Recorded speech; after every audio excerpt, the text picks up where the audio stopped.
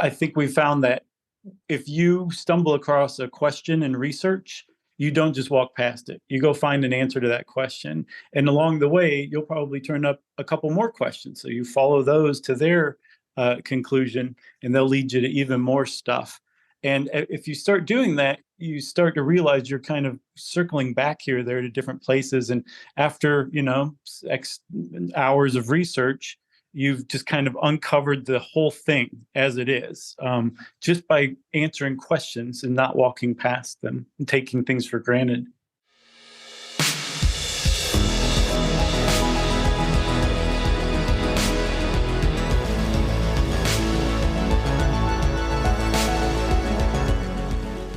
Hey everyone, I'm Bianca Schultz from the Children's Book Review, and this is the Growing Readers Podcast.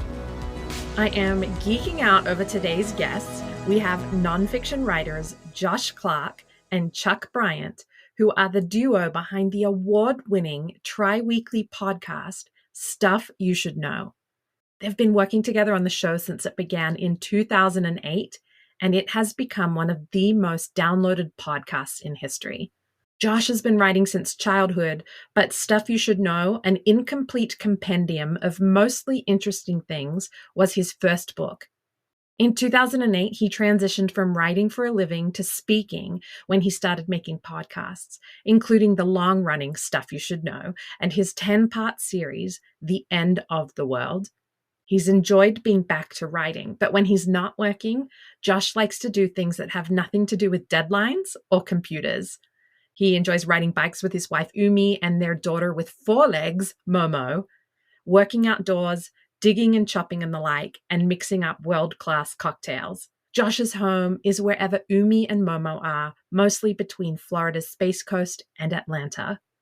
Charles W. Chuck Bryant is the co-host of the Stuff You Should Know and host of the Movie Crush podcast.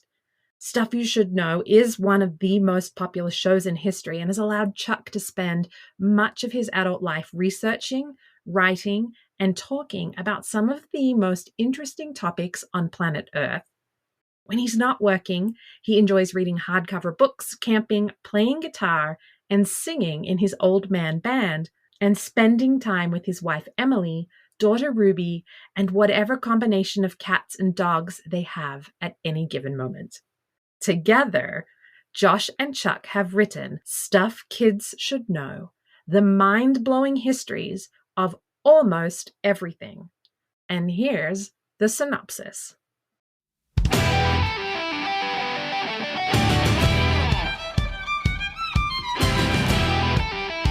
It's a gut-busting and brain-bursting nonfiction book for young readers.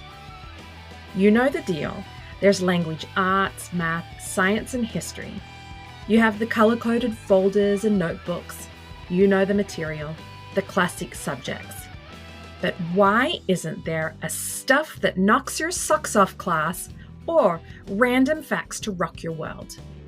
Well, luckily, with Stuff Kids Should Know, an incomplete compendium of only the most interesting topics, you will find fascinating stories and facts that will melt your mind.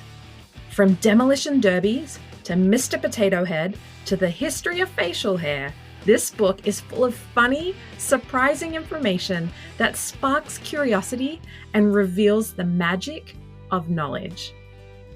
For Josh Clark and Chuck Bryant, the founders of the massively popular podcast Stuff You Should Know, the everyday world can be extraordinary when you dig a little deeper into the whys and the hows.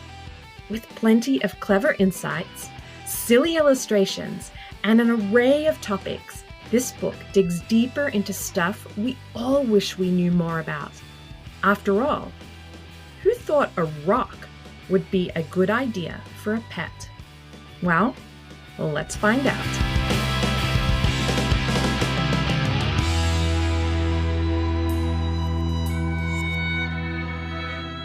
Well, hello, Chuck Bryant and Josh Clark. Welcome to the Growing Readers Podcast. Hi, thanks for having us. Thank you. Absolute pleasure. So the podcast format is certainly not a new medium for you, since you're the host of one of the most downloaded, award-winning podcasts in history. Amazing. So how has it felt to switch gears? And does it even feel like switching gears to write about and share your knowledge in book format for kids? And Chuck, why don't you kick us off?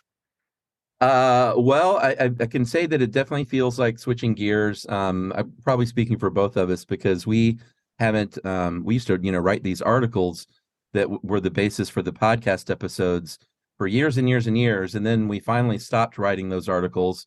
And so, we were a little bit out of practice. So switching gears to writing was definitely, even though we're both writers by trade initially, it was a bit of a, geez, I don't know how to say it. Not a gut punch, but it was like, oh boy, I'm a little rusty. So it was fun, but it was also definitely a change of pace. What about you, Josh? No, I couldn't agree more with Chuck. I think I expected to for both of us to be able to just kind of wade in a little more easily, but it's a much different world writing for the web and then writing a book. Yes, they have writing in common, but there's not many more things they have in common beyond that. But I'm really, really glad that we did it. It was one of the cooler things I think I've ever done, and I think we've ever done together too. We've had a bunch of side projects that we've done over the years, and writing this book was, not just, it felt like a real accomplishment, but also, it hit the bestseller list. It did everything that you could possibly hope your first book to do. Amazing. And so now you're doing stuff kids should know. And how is that different in terms of presenting a book, all the knowledge that you have, and presenting it in a book for adults, and then now doing this version for kids? What was the sidestep, or sort of what did you have? What did you have to think through in terms of presenting this information for kids?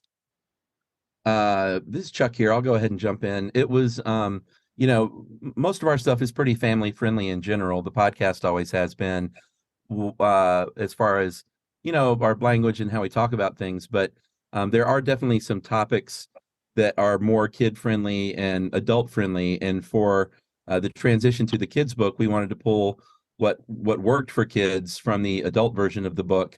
And then, kidifying those a little bit, and then kind of wholesale removing some of the chapters that, it's not like it was anything tawdry, but like we had a chapter on Jack Kevorkian, the mercy killer, which is, a great topic, but not great for a kid's book necessarily. So kind of just think through stuff like that, like what fits and what doesn't.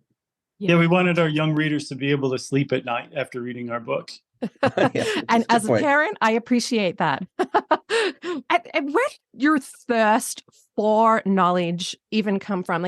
As kids, were you nonfiction fans? Like where do you think that this all originated from? And Josh, why don't you answer first?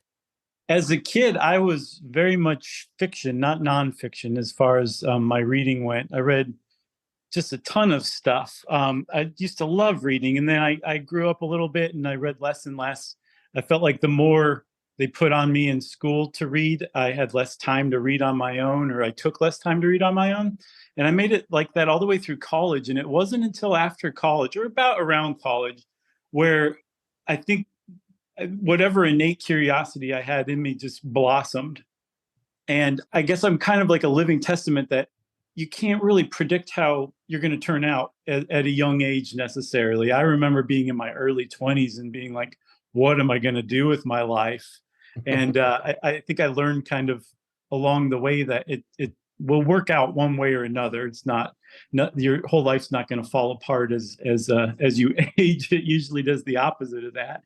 So nowadays I read almost exclusively nonfiction, but it's mostly for work. So I have to force myself to read fiction, which isn't that hard. I think forcing myself makes it sound difficult. It's a pleasure, but I don't have as much time to do it as I like to. So it's kind of flip-flopped, actually. Yeah. Chuck, what about you?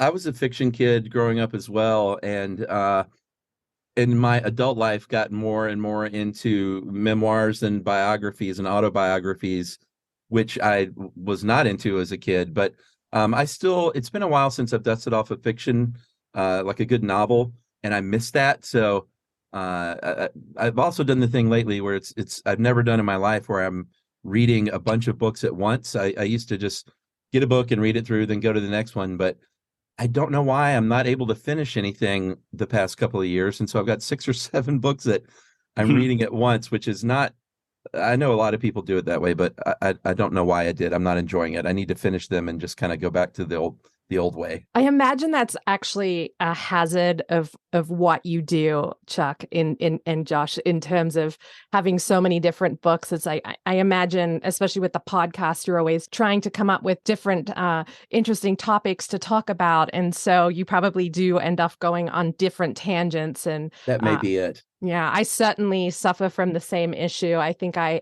also have about 7 different books going right now, especially because I have a kiddo that's going to be applying for college soon. I've got those kinds of books and, so all that sort of stuff. That brings me to, how do you decide what you're going to talk about on the podcast? And how did you decide, of all the topics that you've discussed since 2008, what you wanted to put in Stuff Kids Should Know? Josh, let's go with you. Yeah, this is Josh. For the podcast, we just basically it'll either just come to us on a given week, I feel like talking about this, or I feel like researching this, or I found a cool article on this, and that's how we choose our topic. Each week, each of us chooses one topic, and then if we record on 2 days, another one of us chooses another topic. And it's just as random as, like something that popped up in life to something that's on the news or whatever we're interested in. For the book, though, we definitely were more methodical, put a lot more thought into it. And I knew at least some of them were things that had been like in the podcast list, but just we'd never made a podcast out of them. It just, there was something slightly different about these topics. And when we went to go select topics for the book, those very topics stood out, quite clearly. And then now that they're in the book, now I feel like they've proven themselves that they can be podcast topics now, weirdly. So, we'll probably end up making podcasts of all of these chapters, but for some reason, it felt like they needed to be in book form first, these particular topics. Chuck, do you want to add anything there? No, I agree. I think we did one semi-recently that was from the book, and I think that's the first one we've tackled so far as a podcast. I can't remember which one it was, but it's probably a good idea to do one of those. It serves as a good promotional device as well, I guess. Yeah, totally. Absolutely. So what's your process for, once you decide on a topic, what's your process for researching? And I guess more importantly, and obviously this has become pretty important since the year 2016, is fact checking. So you do your research, and how do you fact check? Well, we, like I said earlier, we used to write all of these articles ourselves when we started out at the website howstuffworks.com. And that's how the podcast was born. So we had a good background of researching and writing about things back then.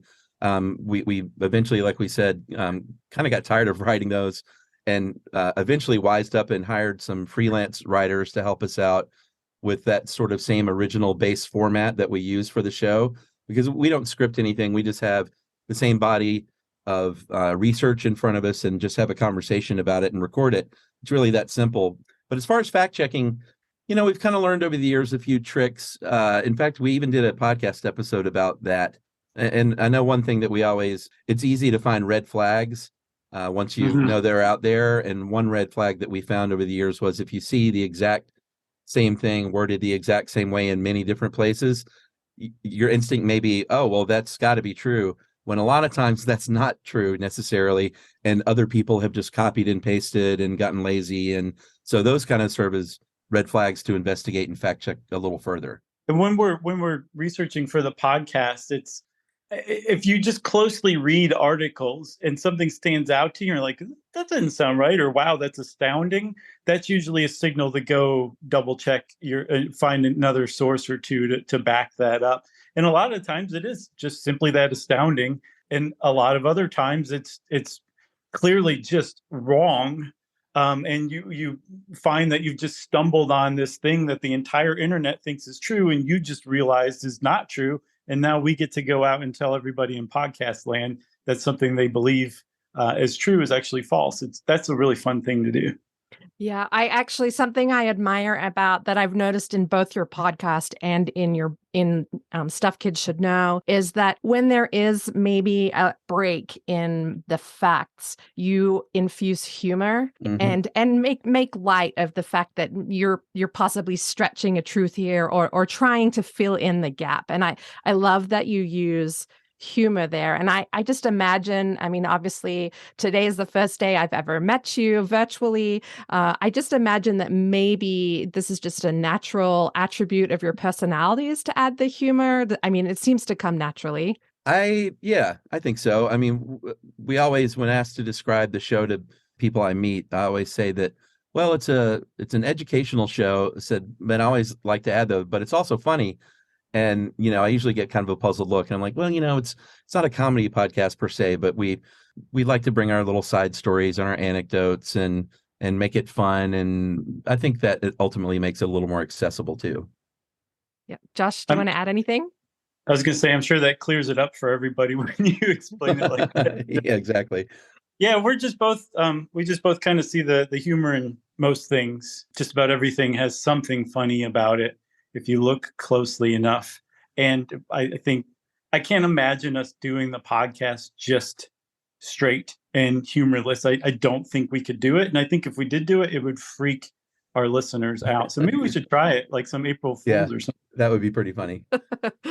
So I'm not quoting verbatim here, but in the author notes of Stuff Kids Should Know, you said that even the most random stuff is interconnected. And I'm wondering if anyone wants to elaborate on that. Chuck, do you want to elaborate on that even the most random things can be interconnected? I may let Josh handle that because I think that was actually his line. But I will say that we do find that the world seems to be getting a little smaller. Like the more episodes over 15 years that we do, we find ourselves saying a lot more, oh, wait, we also talked about this thing in that show. Or a person like, boy, this lady keeps popping up all over the place, whether it's a psychologist or some sort of scientist or something. So that's always fun.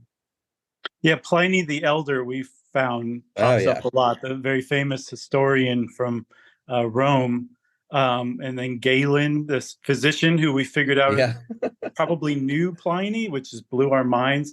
But yeah, we'll be doing a podcast episode and sometimes it's like section to section, we've done an episode on those things. So it is neat to see how everything is interconnected. And it's kind of taught us that even if you can't see it, we still know it's there, that somehow, some way, everything is connected. We just did an episode on large language models, AI chatbots. And the reason they know so much stuff is because they've figured out connections that we've not necessarily made yet. And I think just in kind of understanding how they work, it just goes to prove that point even further, that everything's connected in ways that we can't necessarily detect. And I just think that's a really neat way to look at the universe. And it's not like we came up with it. I'm pretty sure Buddhists have believed that for quite a while before us. But it's cool to discover that by doing nonfiction research, rather than spirituality. There's a picture book author that's here in Colorado where I am. Her name's Beth Anderson. And she talks a lot when she's creating her nonfiction books about mining for the heart of the story. Mm-hmm. And so it would be one thing for you guys to spill out a bunch of facts, right? That's interesting.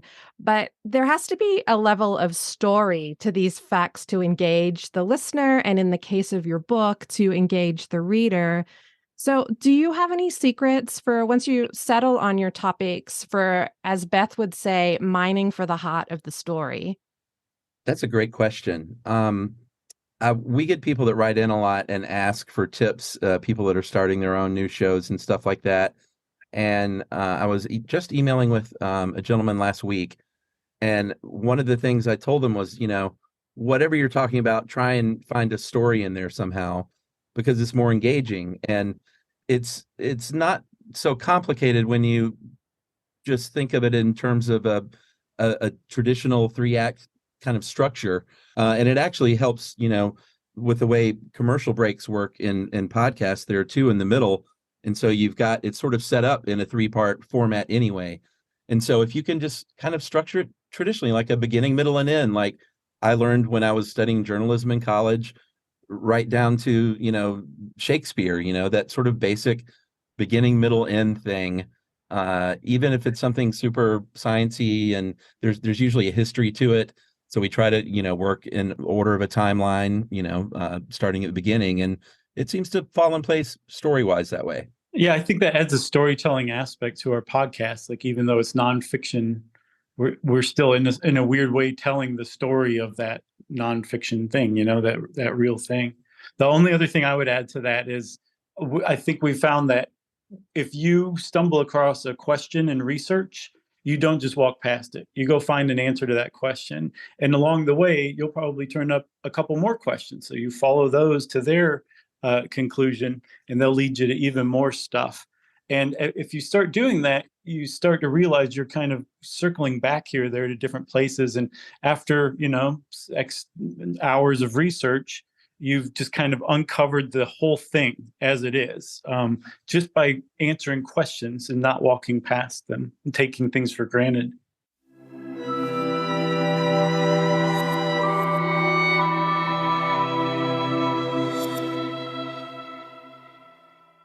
I want to sort of have a little fun here, and I want to work our way through the table of contents. Okay.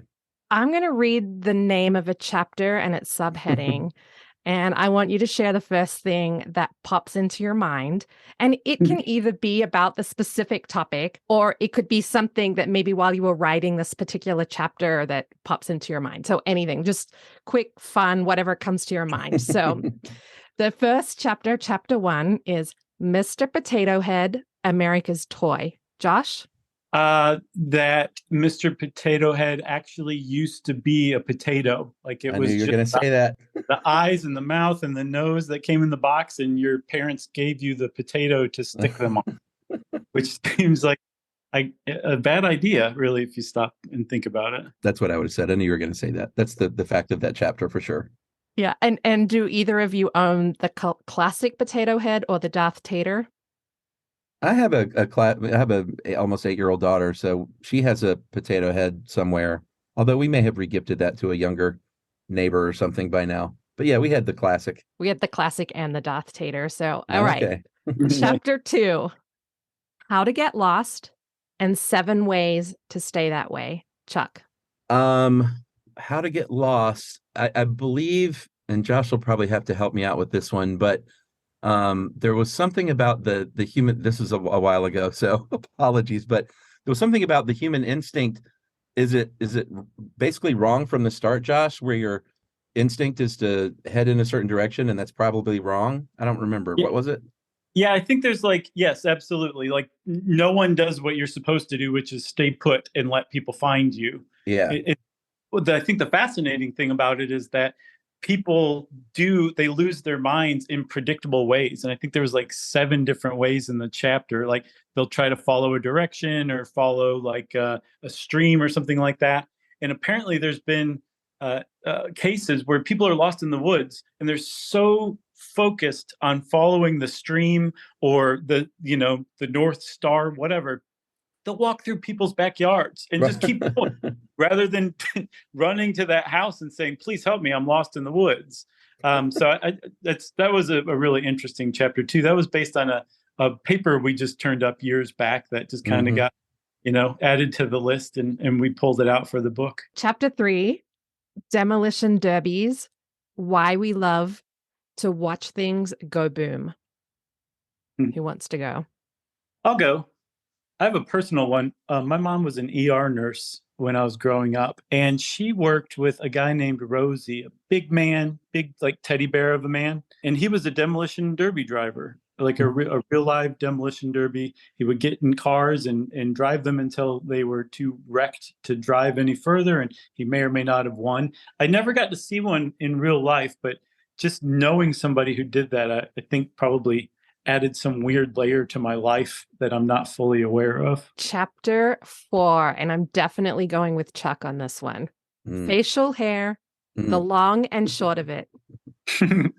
Yeah, this one was interesting because facial hair isn't one of those things where I believe evolutionarily speaking, I know it can kind of keep your face warm, but I don't think there was like the hugest benefit. And it kind of came around more just for style. Isn't that right, Josh? Yeah, I think, yeah, it makes no sense evolutionarily. Yeah, and just also being amazed at all of the different kind of funny names, over the years that like, the Soul Patch and the Van Dyke, and they all have fun. They all have fun names. Yeah, if I'm, you can tell me if I'm wrong, but I believe your style is the Chuckers. Yeah, I guess so. It's getting a little bit long now that I'm seeing it on the Zoom. I've been keeping it shorter lately. All right, chapter 5, backmasking when recording backward is moving forward. I that one I always associate with Judas Priest because they were the ones who were sued for it. But I just remember that from our childhood. That was just one of those things you always carried with you, the part of that weird part of the early 80s where parents were just out of their minds, scared for their children's safety, which is like the polar opposite of what they'd all been like 10 years before. So it was an interesting time to live through that because I was right at that age where my parents were like, you're never listening to Judas Priest ever in your life. Because of that whole backmasking scandal, which apparently turned out to not be at all true whatsoever. It wasn't until they started accusing people of backmasking that people started backmasking, which is pretty neat. Yeah, I remember too, for me, that chapter was once, like Josh was saying, that band started sort of messing with the PMRC, which is the Parents Music Resource Center, which led the charge on stuff like backmasking and labeling music as parental advisories and stuff like that. So they started messing with them, and the band that led the charge more than any other was ELO, which was very surprising. The Electric Light Orchestra. Probably safe for your listeners who don't remember, don't know what backmasking is, where you record something on a record so that when you play it backwards, it says something. It's usually subliminal and usually evil. Right, like a hidden satanic message or something, even though they never were. Yeah. All right, chapter 6, aging. Do we gotta? Josh is going to have to take this one. I'm aging, so I don't remember. The thing that sticks out to me is that they're actually making progress on not only halting aging, but actually reversing it in mice, which is pretty hopeful, actually, that this isn't something that they're going to be, messing around with 100 years from now. They might have it within 20 or 50 years on humans, where we just don't have to age any longer. Like we'll still die, but the whole premise of aging is that it's actually a disorder, a condition that has to do with actually moving forward in time. But what we think of as aging is like just wrong. We don't have to do that. We don't have to have a stoop. We don't have to, have our bones turn brittle. And the researchers working on that right now are trying to make it so we don't do that. I guess we just are running at age 110 and just drop dead or something. Yeah, I will say I'm going to move on to the next chapter, but before I do, that particular chapter 6 on aging, I think was the one that blew my mind the most in terms of the readiness of that science and where they actually are with that right now. It blew my mind. And then, of course, I think you put a dollar amount that gets spent on anti-aging things at the moment. I was like, that is a crazy amount of money that people spend on that. Well, chapter 7, the pet rock, the savior of 1975, or the dumbest toy of the best decade. That one was fun. I mean, we have quite a few podcast episodes that we've done over the years about either kind of fads or fad toys, or just or sometimes just like iconic cultural toys like Slinkies and things like that are still around, Mr. Potato Head. But Pet Rocks was definitely one of those where it's a place in time that something like that happens, and it's often inexplicable why people would en masse buy something like a pet rock. And usually fads like that go away kind of as quickly as they enter the scene, but they make a lot of money in that year or so that those things are popular. So it's always astounding to see how much money people would spend on a rock. All right, chapter 8, donuts, the history of America's snack food. This is far and away my favorite chapter. This was a labor of love when we were working on this. But the thing that stands out to me, that just kind of like a quick and dirty fact, is that donut, DONUT, is actually a contraction of donut, DOUGHNUT. They shortened it so that bakers could put it on their windows. So technically there should be an apostrophe after dough, which would be hilarious if we all. Yes, exactly. And so, and my question before we move on to the next chapter is, I want to know, and I'll start with you, Chuck. Are you a yeasty or a cakey?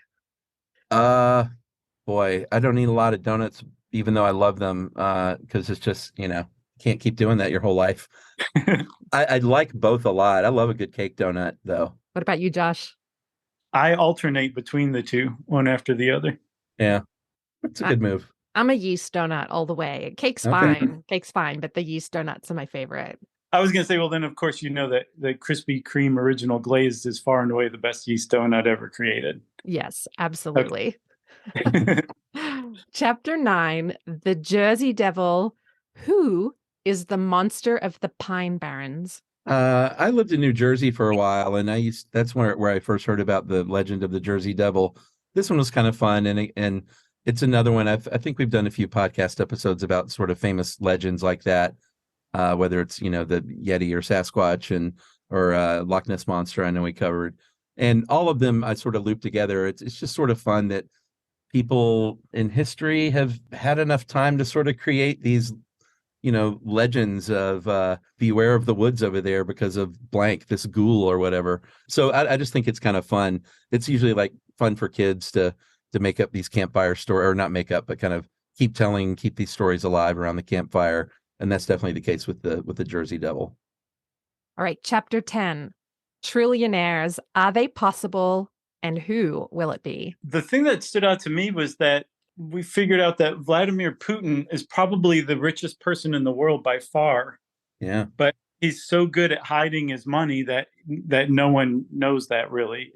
You have to be a pretty big foreign policy wonk to be familiar with that fact. But the other thing about it is that he's apparently stolen basically all of it and just hidden it around the world. So kind of reveals a little bit of international intrigue just lying right beneath the surface, Yeah, the fact I loved from that chapter, and please, somebody's going to have to fact check that I'm remembering it correctly, was that the average family to become a trillionaire, I think it was something like it would take them 16 million years of just earning their average income to become a trillionaire. So clearly it isn't going to happen for the average American family unless we go back to chapter 6 and work on that, the aging. That's right.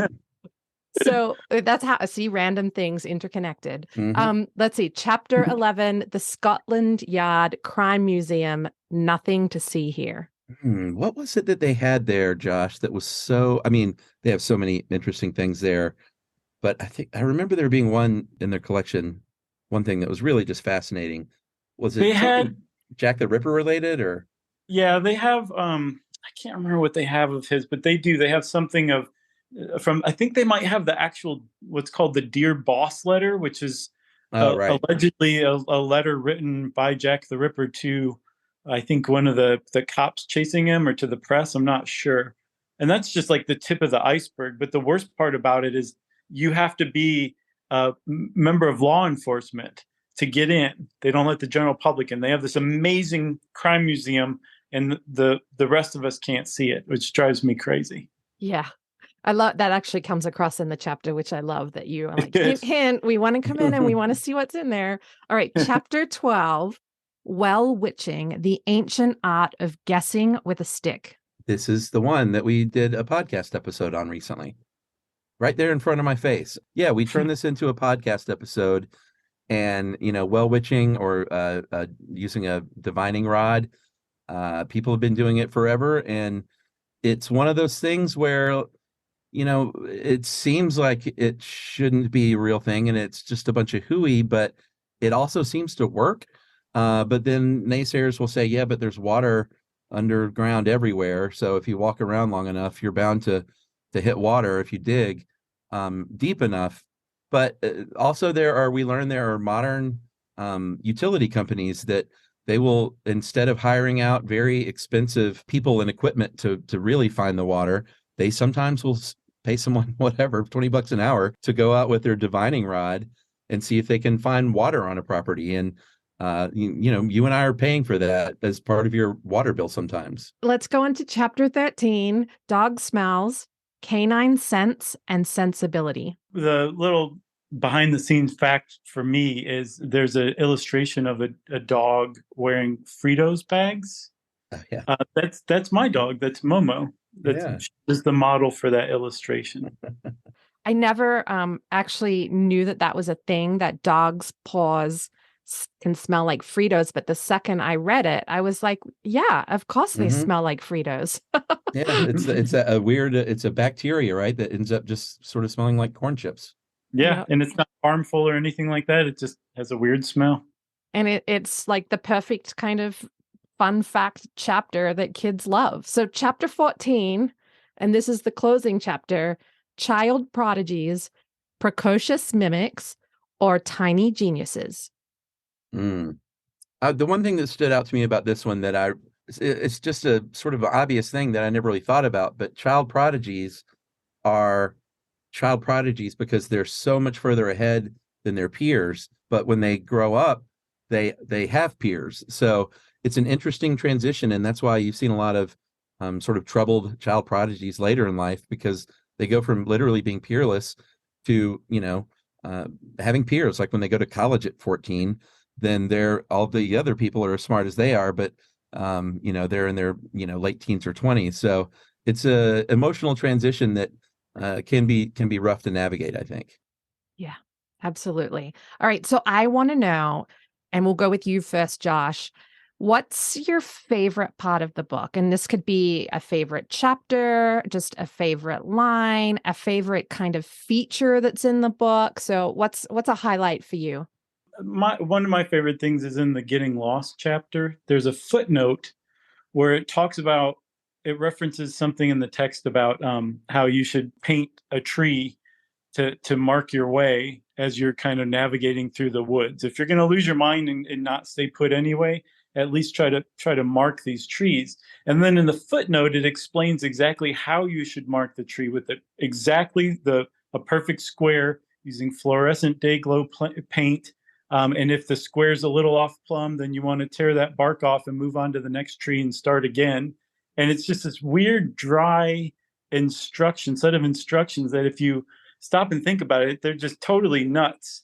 And that was the whole point. And if you look at the footnote, under that footnote, it says that only I thought that this footnote was funny. And I had to fight every stage of the book to keep that footnote in there. And it finally made it through into the final publication. But I still laugh at that footnote when I go back and read it.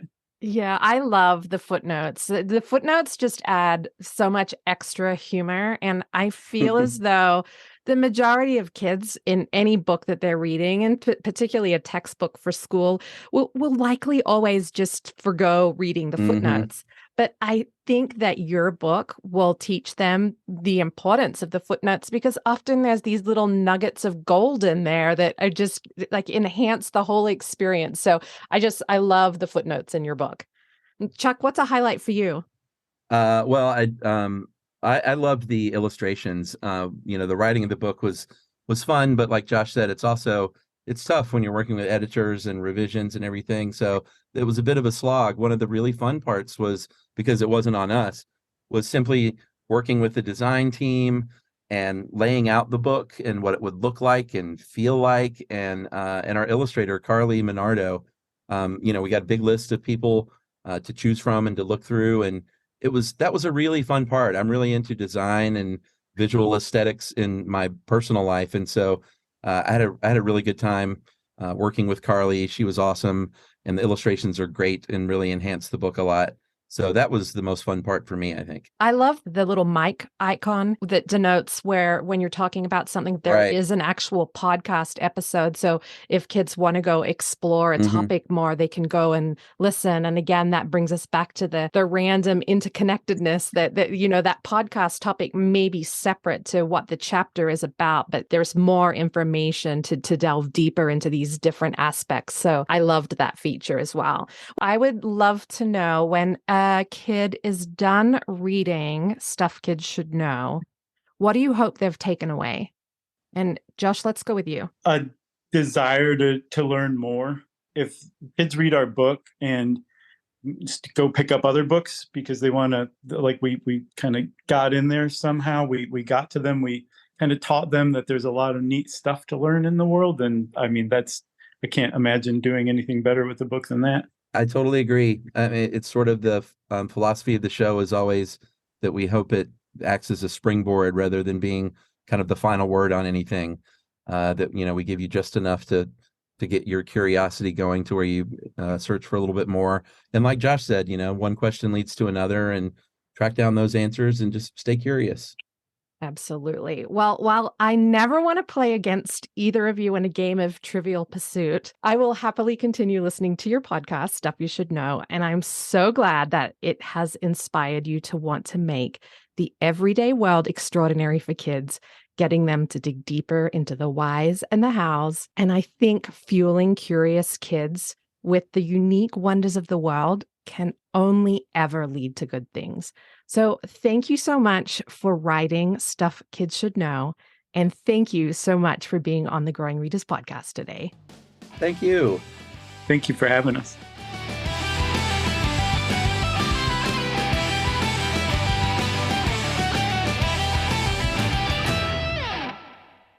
Thank you so much for joining us on this quest for growing readers.